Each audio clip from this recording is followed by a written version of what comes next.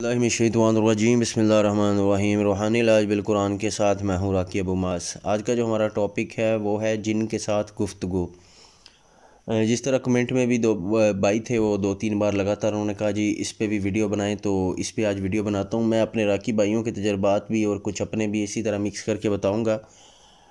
एक ख़तून का वाक़या आपको सुनाता हूँ। एक ख़तून अपने खामद को सख्त नापसंद करती थी, उससे और उसके घर वालों से बिल्कुल बेजार हो चुकी थी। मतलब जब भी उसे देखती उसके सामने एक खौफनाक सा मंजर सामने आ जाता, जैसे कि एक कुत्ता नुमा शक्ल बन जाती है एक भेड़िए की या सूअर की। इस तरह की गंदी शक्ल उसके सामने बन के आती, उसका शोहर जो है इस शक्ल में उसे नज़र आता।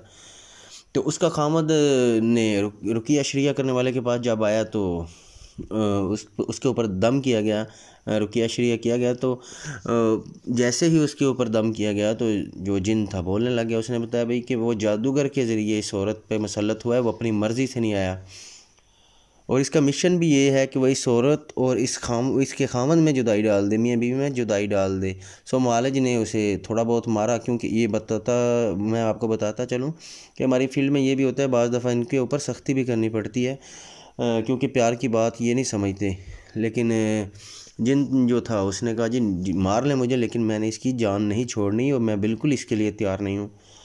खैर उसको फिर खामद को कहा गया जी इसको मज़ीद दम करवाएं। मज़ीद याद रखें, इलाज जो है ये लंबा भी हो जाता है। बाज़ दफ़ा पहला दम ही काफ़ी है, बाज़ दफ़ा 1 हफ़्ता लग जाता है, बाज़ दफ़ा 1 माह, 2 माह, 3 माह, बाज़ दफ़ा कई लंबा भी चला जाता है। ये अल्लाह की तरफ से है, जब चाहे। अच्छा, बार बार दम करवाने के बाद बिल आखिर जिन जो था वो थक हार गया और हाज़िर हो गया। दौरान दम तकरीबन कह लें 30 दिन के बाद या 35 दिन के बाद वो हाज़िर हो गया। जी बताएं क्या चाहते हैं। जिन ने फिर मुतालबा किया जी आप ऐसा करें, इस औरत को तलाक दे दें, चाहे एक ही तलाक क्यों ना दें। तो खामद ने भी हंसी कबूल कर लिया।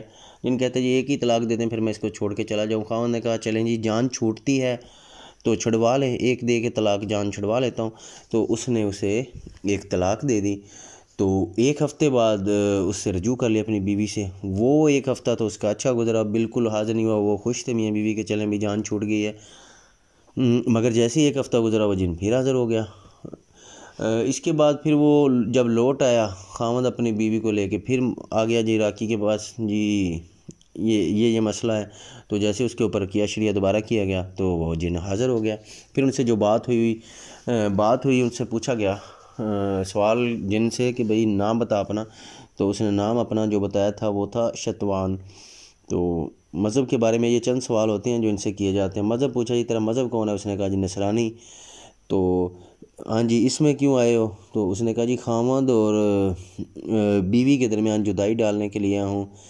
तो फिर उसे कहा गया अभी एक आपको पेशकश की जाती है, अगर आप कबूल कर लें तो मर्ज़ी आपकी, वरना जो आप करना चाहें। तो आगे से जिन ने कहा जी खाम खा आप तकलीफ़ ना करें जी, मैं इस औरत से हरगिज़ नहीं निकलूँगा। इसका खामा जो था वो मुझे कभी किसी बाबे के पास, कभी फ़लाँ पीर के पास, आमलों के पास, जादूगरों के पास, हर जगह लेके गया है, लेकिन वो कोई भी मुझे निकाल नहीं सका और ना मैं निकलूँगा, और आप भी ज़हमत ना करें। तो इसलिए मैं ये काम हरगिज़ नहीं करूँगा। तो उसको जवाब दिया भाई आपसे तो ये कहा ही नहीं है, आप निकल जाओ। तो जिन्हें कहा फिर बताएं फिर क्या चाहते हैं आप। तो उसे सवाल किया कि उसको इस्लाम की दावत दी। उसे कहा भाई इस्लाम कबूल कर ले, इस्लाम जो ऐसा मज़हब है, इस्लाम के बारे में उसे बताया गया, बातें बताई गई। तो अगर आप इस्लाम कबूल कर लेते हो तो ये जन्नत आपके लिए है। जिस तरह इस्लाम की एक तबलीग की जाती है, लंबे चौड़े सवाल थे। वो करने के बाद बिल आखिर उसने दावत को कबूल कर लिया। उसने कहा जी मैं मुसलमान होता हूँ और मैं इन्हें वाकई ही धोखा दे रहा था, इनके साथ फ़रेब कर रहा था। उसने कहा जी आप मुझे किसी काम के लिए मजबूर नहीं कर सकते, मैं दिल से मुसलमान हो चुका हूँ। तो जब उसने कहा जी दिल से मुसलमान हो चुका हूँ, तो फिर उसको जो ख़दशा था, खौफ था, तो उसे ये था कि वो कह रहा है कि मैं देख रहा हूँ कि मेरे सामने जो आसपास हैं वो नसरानी जिन हैं जो मुझे कत्ल की धमकियाँ दे रहे हैं कि हम तुझे कत्ल कर देंगे और वाकया ही कत्ल करेंगे। तो मैं इनकी वजह से परेशान हूँ। तो फिर उसे कहा जी ये परेशानी वाली कोई बात ही नहीं है, ये परेशानी वाली कोई बात नहीं है, आप उनसे बिल्कुल ना डरें। आपको एक ऐसी चीज़ दी जाएगी कि ये आपका कुछ बिगाड़ ही नहीं सकते इंशाअल्लाह अज़्ज़ व जल। नसरानी जिन्नों में से कोई इनका बड़ा भी आ जाए वो आपके पास भी नहीं आ सकेगा। तो फ़ौरन शैतान ने कहा जी आप मुझे वो चीज़ दें ताकि मैं अपनी हिफाजत कर सकूं। लेकिन फिर उसको जवाब दिया गया कि भाई अभी सब्र कर, जब तक हमारी ये जो महफ़िल है बात चलती है मुकम्मल हमें यकीन नहीं हो जाता उस वक्त तक आपको वो असला मुहैया नहीं किया जा सकता।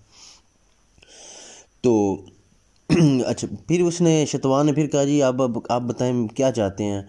तो ये कहा कि अगर फिर उससे हमने जब सवाल किया उससे पूछा भाई वाकई दिल से मुसलमान हो चुके हो, कुफर से तौबा कर ली है? तो कहता है जी बिल्कुल। तो उसे फिर समझाया गया भी कुफर से तौबा उसी वक्त तक मुकम्मल होगी जब तक तुम जुल्म करना नहीं छोड़ते, उस औरत से निकल नहीं जाते। तो फिर ही लगेगा कि अगर निकल जाओगे तो हमें यकीन होगा कि आप मुसलमान हो। तो खैर उस शैतान ने जो था हाँ मैं कह दिया जहाँ मैं मुसलमान हो गया हूँ और निकल भी जाऊँगा, लेकिन जादूगर जो मेरे पीछे है उससे मेरी जान कैसे छूटेगी, ये बहुत परेशानी की बात है मेरे लिए। तो उसे समझाया भाई जादूगर भी तेरा कुछ नहीं बिगाड़ सकता अगर तू हमारी बात मान ले। तो आखिरकार वो बात मानने पे तैयार हो गया। उसे सवाल किया गया भाई बता जादू किस जगह पे रखा हुआ है। तो शैतान ने कहा जी इसके घर में जो सेहन है उसमें जादू रखा है सेहन में, तो बाकी मैं जगह का तो नहीं पता क्योंकि उसके ऊपर भी एक जिन मुसल्लत है, जैसे मैं बताऊंगा वो जो है वो जादू को उठा के किसी और दूसरी जगह कर देगा तो कोई फ़ायदा भी नहीं होगा। फिर उससे सवाल किया गया कितने सालों से भाई इसके साथ हो, जादूगर के साथ काम कर रहे हो। तो उसने कहा जी तकरीबन 20 साल से कर रहा हूँ। इस दौरान मैंने इस दौरान मैं 3 औरतों में दाखिल हुआ हूँ जबकि ये चौथी औरत है। फिर उसने 3 औरतों के मज़ीद किस्से भी सुनाए। अब मुझे जब उसने ये तीनों किस्से सुना दिए तो फिर उसकी बात में वाकई थोड़ी सच्चाई नज़र आई। तो फिर वादा जो किया गया था वादे के मुताबिक उसको असला भी देना था। असला वो आप मैं भाइयों को भी बताता चलूँ कि आयतुल कुर्सी में किस कदर पावर है। असला था आयतुल कुर्सी। उसे बताया गया जी आयतुल कुर्सी आपको आती है? उसने कहा जी बिल्कुल आती है, जब ये औरत अक्सर पढ़ा करती थी इसकी सुन के मुझे याद हो गई है। तो उसे कहा जी जब आपके पास कोई जिन आए तो आप आयतुल कुर्सी पढ़ें। मुसलमानों को अपने बहन भाइयों को भी मैं यही पैगाम देता हूँ कि आयतुल कुर्सी पढ़ा करें। तो अब रह गया उसके जादूगर का मसला। तो फिर उसे कहा गया भाई आप ऐसा करो कि मक्का या मदीना दोनों जगह जहाँ भी आपको अच्छा लगे आप वहाँ पे चले जाओ, वहाँ पे इबादत गुजार जिन हैं उनके साथ रहें, अपने गुनाहों की माफ़ी मांगें और अल्लाह को राज़ी करें। वहाँ पे मोमन जिन जो हैं उनके साथ रहें, तबलीग करें, अल्लाह के अहकामात की पाबंदी करें। तो बाद में शैतान कहने लगा लेकिन क्या अल्लाह ताला मुझे जो मेरे गुनाह हैं साबका मैंने 2-3 औरतों के साथ भी ज़्यादती किया, चौथी ये थी, तो क्या वो मुझे माफ़ कर देंगी? फिर उसे बताया गया कि जब बंदा सच्चे दिल से अल्लाह की बारगाह में तौबा करता है तो अल्लाह उसकी गुज़श्ता गुनाह जो है माफ़ कर देता है। तो जब उसे ये बताया गया तो वो सुन के रोने लग गया, जिनकी आंखों से बेख्तियार आंसू निकल आए। मतलब हमें नज़र तो नहीं आता लेकिन उस रोने की आवाज़ें शुरू हो गई। तो उसने कहा जी मैं चला जाता हूँ इस औरत से, जब मैं चला जाऊँ तो मेरी तरफ़ से इस औरत से माफ़ी भी मांग लीजिएगा। मैं माफ़ी चाहता हूँ मैंने इसको तंग किया और दोबारा कभी ना वापस आने का उसने वादा किया। तो उसके वो खामद को फिर पड़ा जो था पानी दम करके दिया, उसे कहा कि सेहन में बहा दें और इसको पिला भी दें। तो अल्हम्दुलिल्लाह उसके बाद फिर बात हुई उसके खामद से, उसने कहा जी बीवी जो है मुकम्मल शफा याब हो गई है।